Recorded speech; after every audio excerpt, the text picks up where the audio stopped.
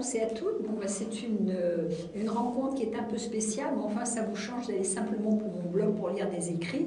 Donc on a eu l'idée avec mon amie Alexia, que vous ne verrez pas mais qui manie la caméra, de faire ce montage qui va vous permettre donc d'avoir 2 heures de spectacle à la fois sur mon blog, que vous connaissez maintenant, hein, Conférence Anastasia Chopelet Canal Blog, sur le site de la Maréchale et sur le site de mes amis comédiens du BIS.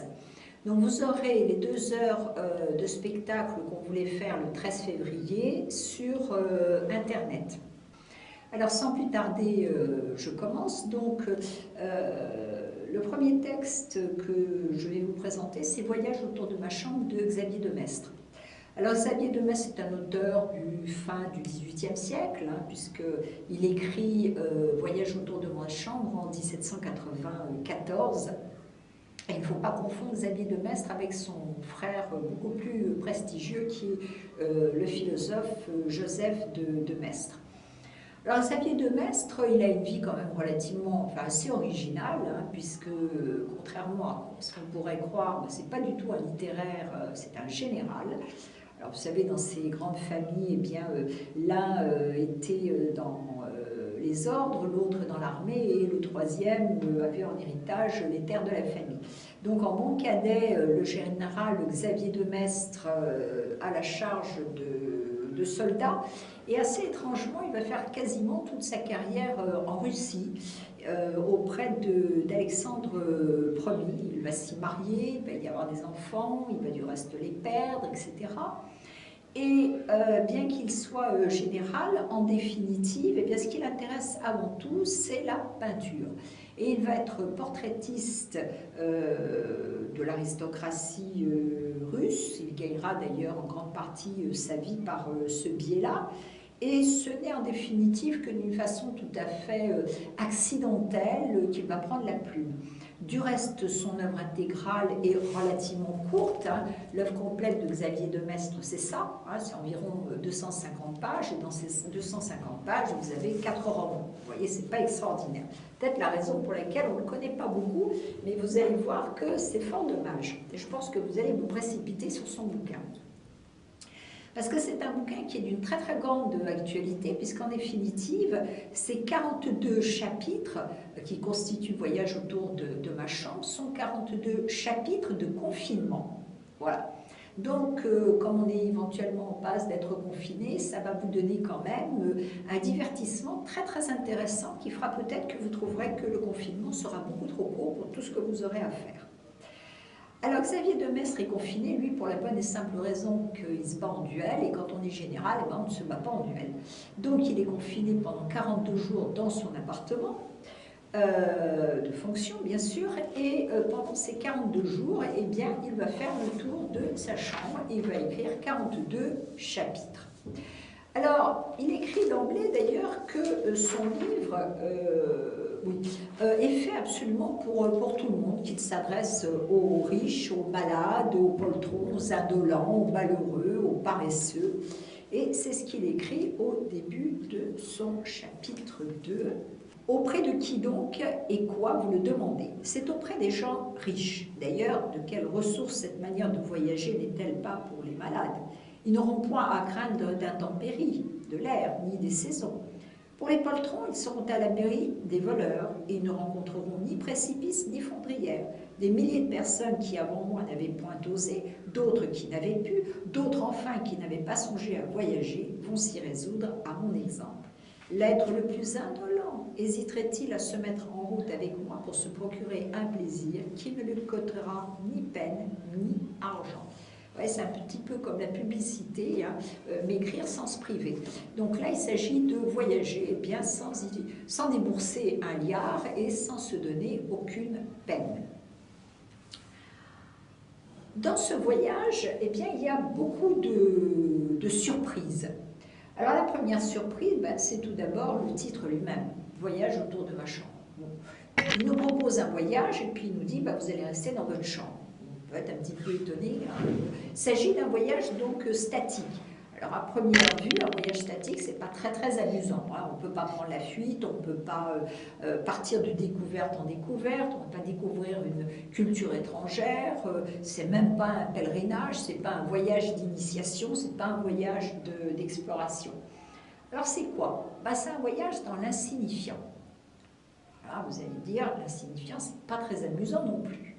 Donc dans l'insignifiant, dans l'anecdotique, dans la trace, en définitive, dans cet essentiel qui nous semble tellement secondaire. Parce que quand on y regarde de près, eh bien, notre vie elle est faite de tous ces petits riens qui constituent en définitive le quotidien auquel on tient.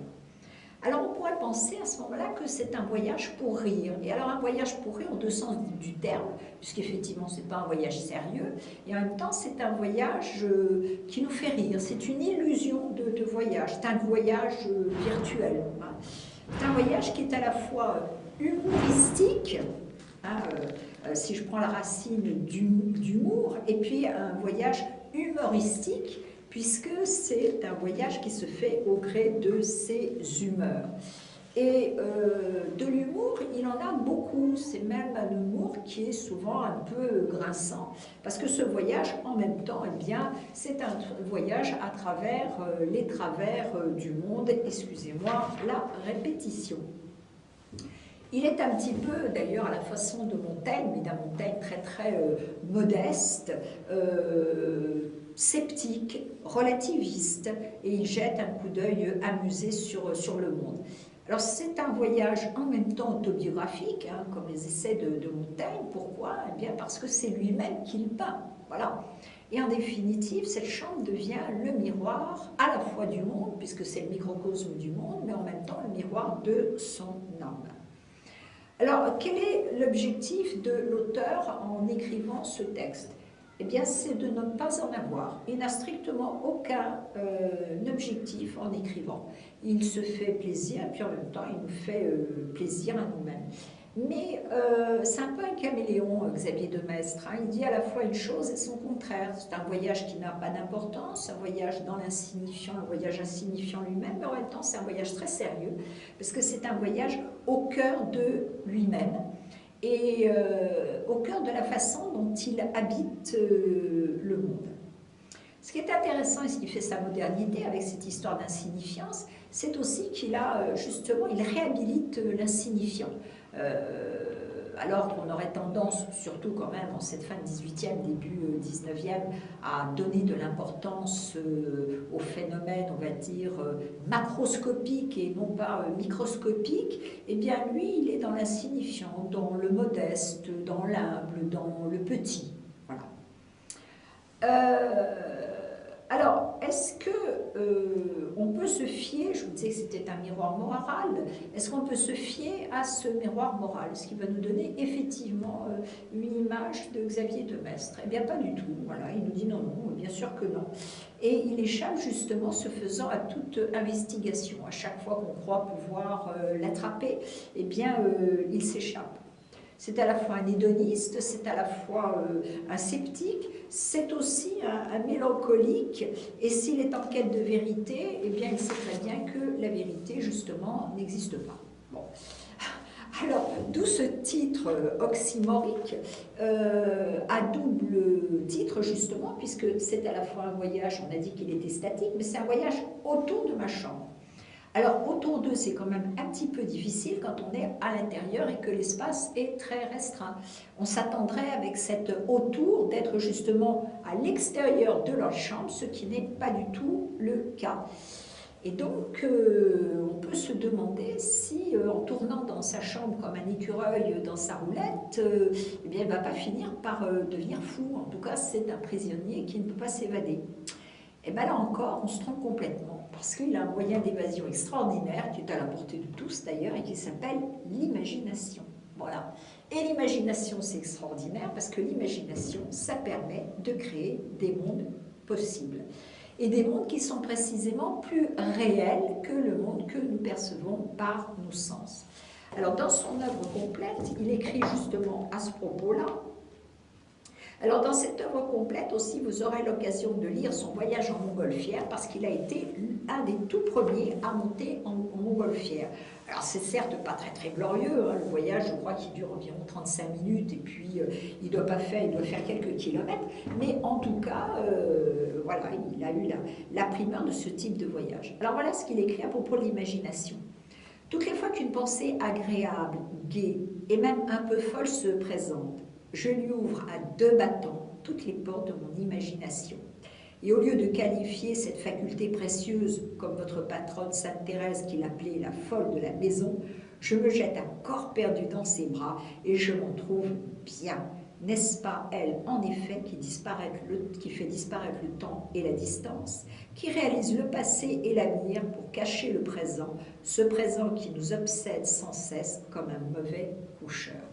Alors pour ceux qui ont l'oreille un petit peu fine, là, hein, ils auront sans doute saisi quelques accents de Diderot, hein, que ce soit dans Jacques le Fataliste ou dans le neveu de Rameau, où là encore l'apologie est faite de l'imagination contre toute la tradition du XVIIe siècle, en passant, et du XVIe, hein, avec Pascal qui fustige l'imagination et qui la qualifie après d'autres de folle d'idéologie, en tout cas ce dont il faut se méfier. Eh bien là, pas du tout.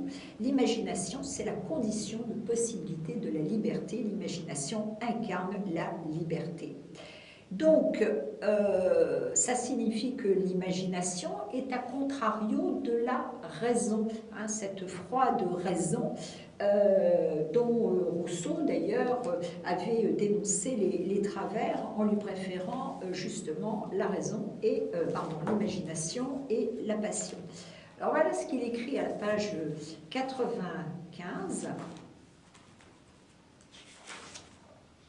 Donc au chapitre 37, vous comprendrez après, je vais vous expliquer. Depuis l'expédition des Argonautes jusqu'à l'assemblée des notables, depuis le fin fond des enfers jusqu'à la dernière étoile fixe au-delà de la Voie lactée, jusqu'aux confins de l'univers, jusqu'aux portes du chaos, voilà le vaste champ où je me promène en long et en large, et tout à loisir. Car le temps ne me manque plus, pas plus que l'espace. C'est là que je transporte mon existence à la suite d'Homère, de Milton, de Virgile, d'Ossian. Tous les événements qui ont eu lieu entre ces deux époques, tous les pays, tous les mondes, tous les êtres qui ont existé entre ces deux termes, tout cela est à moi. Tout cela m'appartient aussi bien légitimement que les vaisseaux qui entraient dans le Pirée appartenaient à un certain Athénien. Alors, il le dit à quel propos? Eh bien, il le dit alors qu'il est en train de regarder sa bibliothèque. Et la bibliothèque, c'est bien sûr par excellence le lieu du voyage. Alors, il ne se gêne pas d'ailleurs, il se promène chez les Argonautes, il fait dialoguer Périclès, Aspasie, Platon, Hippocrate, Homère, Milton, Virgile, Ossian, etc. Et il fait comme ça une multiplicité d'escales dans sa bibliothèque. Alors, quand vous avez tous une bibliothèque, bien sûr, vous pourrez faire les mêmes escales. En tout cas des escales similaires. Alors, quant à sa chambre, alors vous allez me dire comment on voyage dans une chambre. Ben, c'est très simple de voyager dans une chambre. D'abord, pour qu'il y ait plus d'espace, au lieu d'aller en ligne droite, on va en zigzag. Voilà, zigzaguer dans votre chambre, vous allez voir, au lieu de 15 mètres carrés, elles vont faire 30, 45 ou plus. Bon. Et puis, d'autre part, ben, vous allez faire comme lui, vous allez vous arrêter à chacun des objets de votre chambre. Alors, j'en parlais à des étudiants tout à l'heure, j'en ai un qui me dit « Oh, madame, bon, tout est pour tout, j'ai 3 objets dans ma chambre. » Je lui dis « Oui, mais tu as des vêtements. » « Ah bah oui, t'en as combien? Ben, une vingtaine. Je lui dis « Tu vois, ça fait déjà 23. Tu vas ajouter, t'as quelques bouquins, une dizaine. » Je lui dis « Tu vois, alors là, tu es déjà café d'objets, tu peux raconter leur histoire. » Bien, Xavier de Maistre, il fait exactement la même chose, il s'arrête à chaque objet. Alors le fauteuil, le lit, les estampes. Et alors les estampes, c'est extraordinaire parce qu'à chaque fois, avec les estampes, il se rappelle de sa maîtresse, dont il est séparé, etc. Bon, ça devient des voyages à caractère assez sensitif, etc. Il a une bibliothèque, des vêtements. Et puis surtout, ce qui l'intéresse, eh bien, c'est que ce que chacun évoque.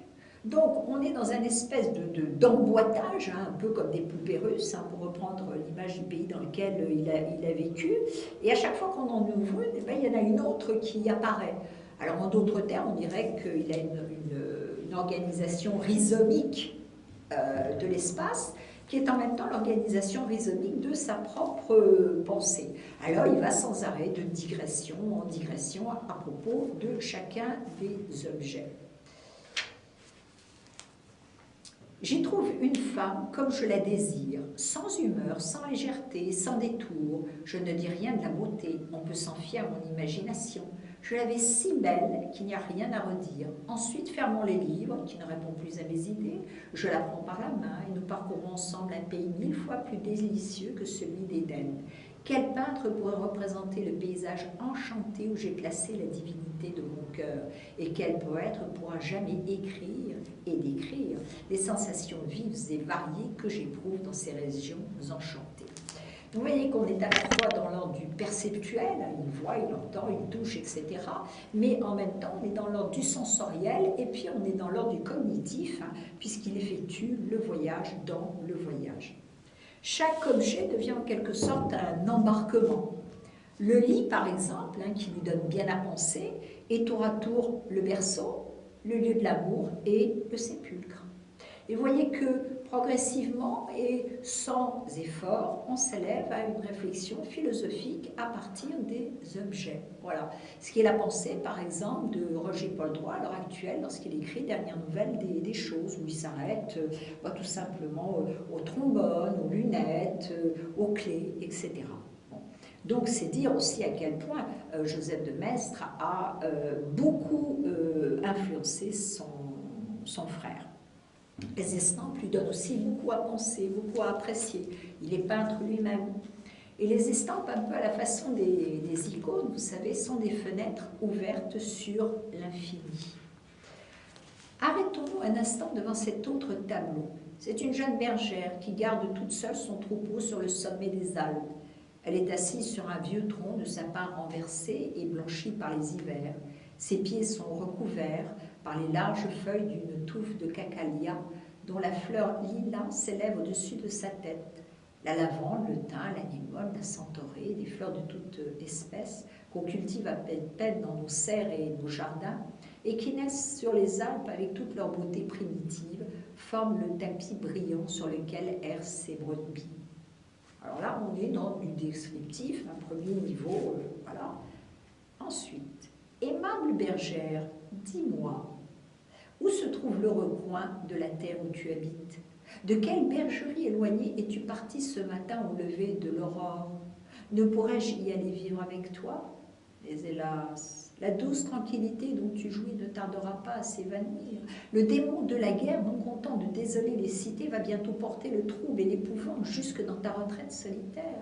Déjà, les soldats avancent. Je les vois gravir de montagne en montagne et s'approcher des nues. Le bruit du canon se fait entendre dans le séjour élevé du tonnerre. Fuis, bergère, presse ton troupeau, cache-toi dans les antres les plus reculés, les plus sauvages. Il n'est plus de repos sur cette triste terre. Et cette capacité d'imagination qui est absolument extraordinaire. Alors bien sûr, ce sont aussi les vêtements, ce qui n'est pas sans nous rappeler évidemment la célèbre vieille robe de chambre de Diderot.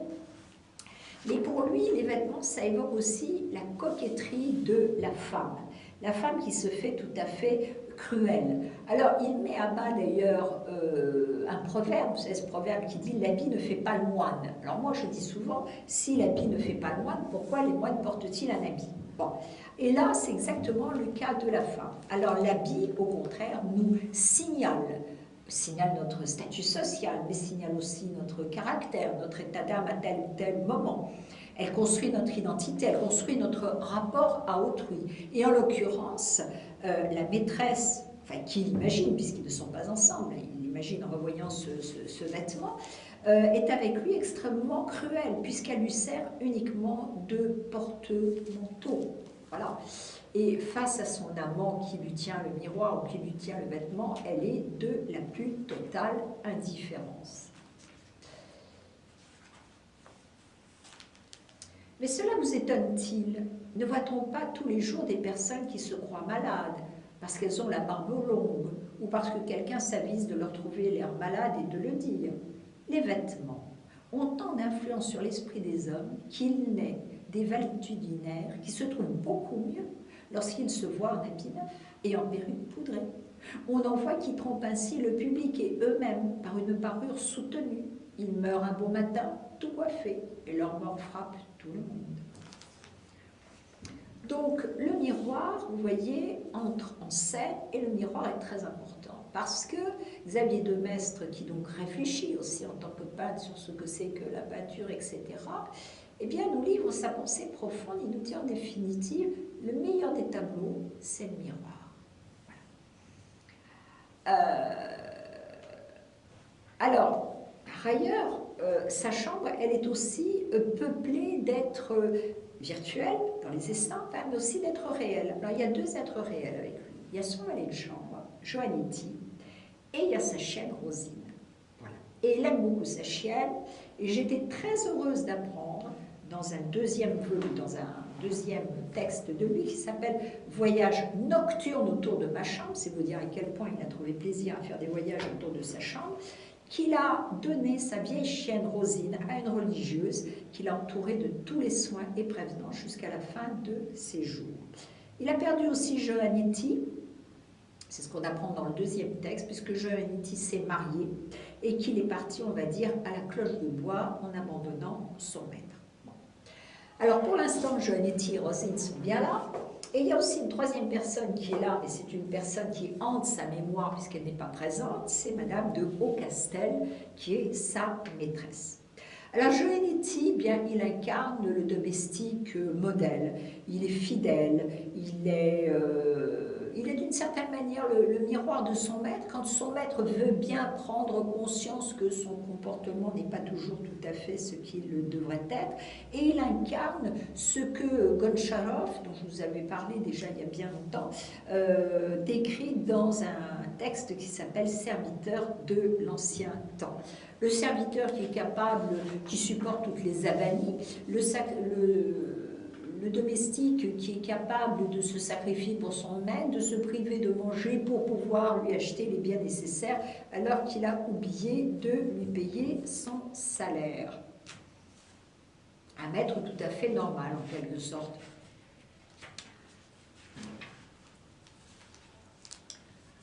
Chapitre 19. Morbleu, il parle à Joannetti, son domestique. Lui dis-je un jour, c'est pour la troisième fois que je vous ordonne de m'acheter une brosse. Quelle tête, quel animal! Il ne répondit pas un mot. Il n'avait rien répondu la veille à une pareille incartade. Il est si exact, disais-je. Je n'y concevais rien. Allez chercher un linge pour nettoyer mes souliers, lui dis-je en colère. Pendant qu'il allait, je me repentais de l'avoir ainsi brusqué. Lorsque je vis le soin avec lequel il tâchait d'ôter la poussière de mes souliers sans toucher à mes bas, j'appuyai ma main sur lui en signe de réconciliation. Quoi, dis-je alors en moi-même, il y a donc des hommes qui décrottent les souliers des autres pour de l'argent. Ce mot d'argent fut un trait de lumière qui va m'éclairer. Je me ressouvins tout d'un coup qu'il y avait longtemps que j'en avais point donné à mon domestique. Joannetti, lui dis-je, en retirant mon pied, avez-vous de l'argent? Mes sourires de justification parus sur ses lèvres à cette demande. Non, monsieur, il y a 8 jours que je n'ai pas un sou. J'ai dépensé tout ce qui m'appartenait pour vos petites emplettes. Et la brosse? C'est sans doute pour cela. Il sourit encore. Il aurait pu dire à son maître, non, je ne suis point une tête vide, un animal, comme vous avez eu la cruauté de le dire à votre fidèle serviteur. Payez-moi 23 livres, 10 sous et 4 deniers que vous me devez et je vous achèterai votre brosse. Il se laissa maltraiter, injustement, plutôt que d'exposer son maître à rougir de la colère. Que le ciel le bénisse, philosophe chrétien, avez-vous lu? Tiens, Joannetti, lui dis-je, tiens, pour racheter la brosse. Et monsieur, voulez-vous rester ainsi avec un soulier blanc et un autre noir? Va, te dis-je, acheter ta brosse. Laisse cette poussière sur mon soulier. Il sortit, je pris le linge et je nettoyai délicieusement mon soulier gauche sur lequel je laissais tomber une larme de repentir. Bon, j'ai un petit peu une larme de crocodile quand même, hein, parce que Xavier de Maistre est quand même d'une famille aristocratique où on estime que chaque être a sa place et on n'est pas à la veille de la Révolution française, en tout cas dans son esprit. Parce que la Révolution est passée, mais en tout cas il y a des gens chez lesquels elle est justement passée. Bon. Et il est de toute façon monarchiste jusqu'à la fin de ses jours. Alors, cependant, il n'ignore rien de la misère sociale, hein, et elle le révolte. Hein. Il consacre d'ailleurs 3 chapitres à cette misère sociale. Alors, dans le premier chapitre, il traite brutalement un pays. Alors, un pays, ce n'est pas une région, hein, c'est quelqu'un du même pays que lui. Hein, Et c'est sa chienne Rosine, qui pareil au chien d'Ulysse, qui va reconnaître l'étranger pour un de ses anciens amis.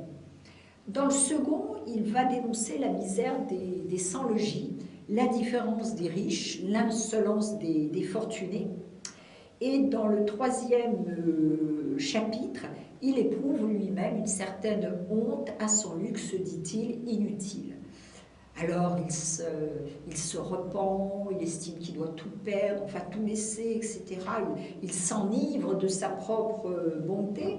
Et je vais vous lire simplement ce troisième chapitre, pas en entier.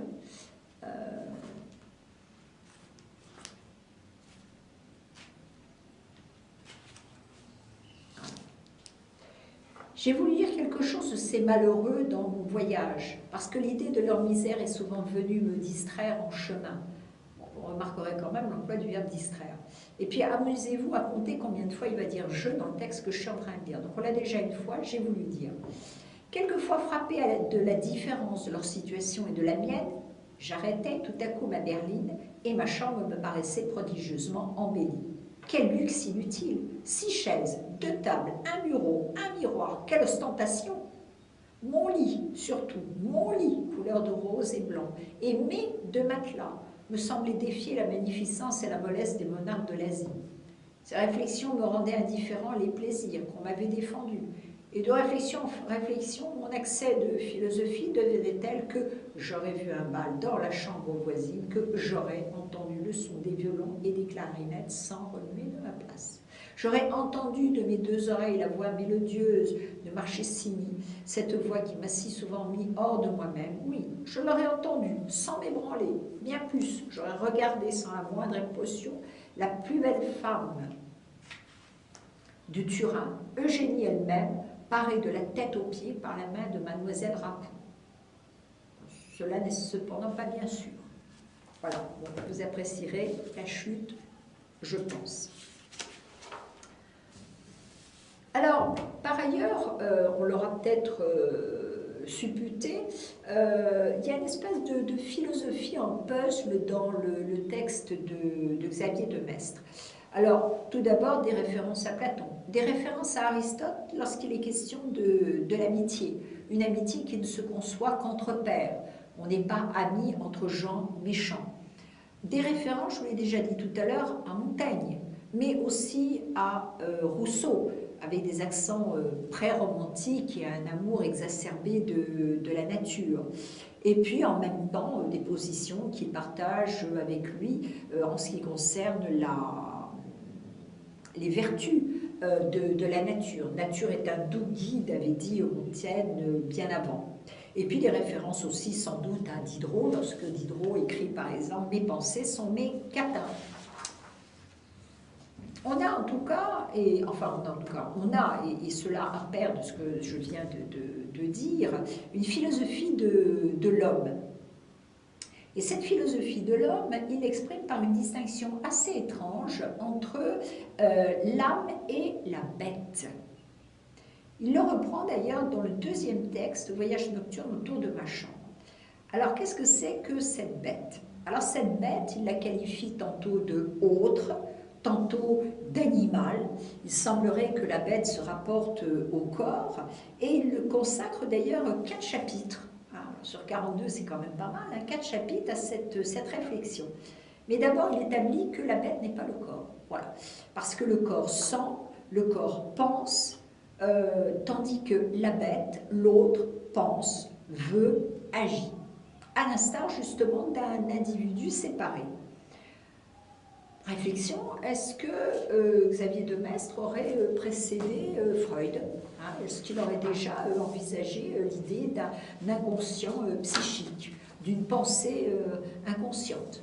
Et d'ailleurs, il le dit, il écrit « Pendant que mon âme faisait ses réflexions, l'autre allait son train et Dieu sait où elle allait. » Donc il semblerait qu'il y ait une espèce de dualisme entre l'âme et la bête.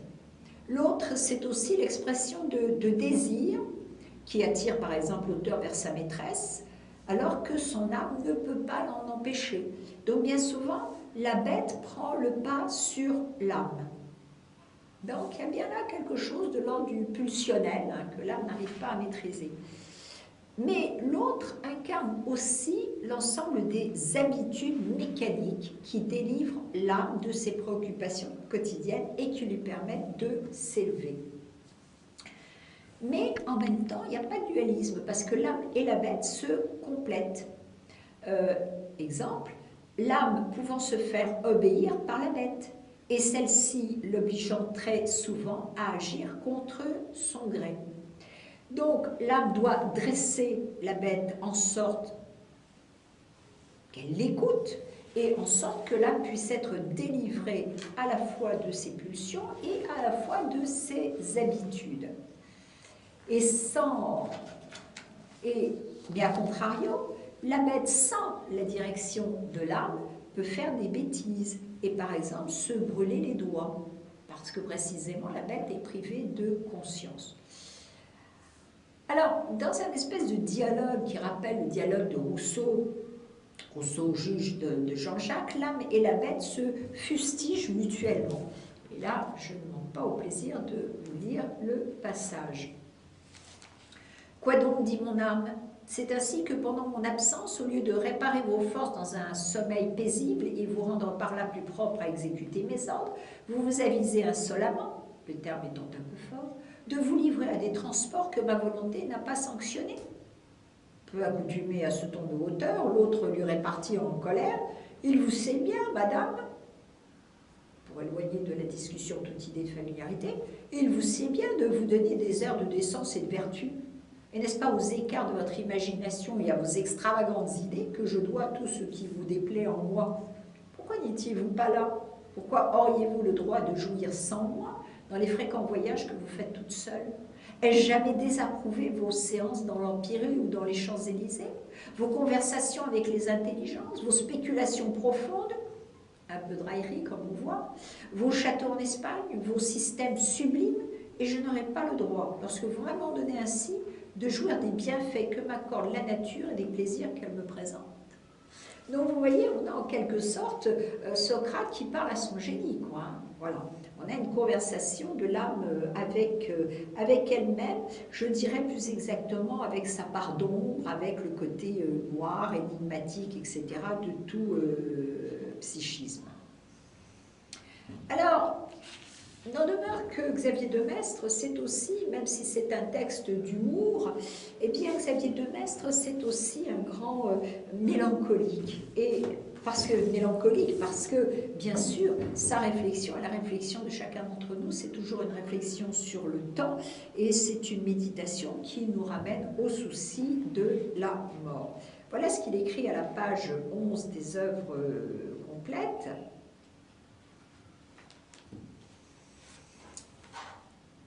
Alors je cherche autour de moi et je ne trouve plus personne à qui je puisse dire « Te souviens-tu » ?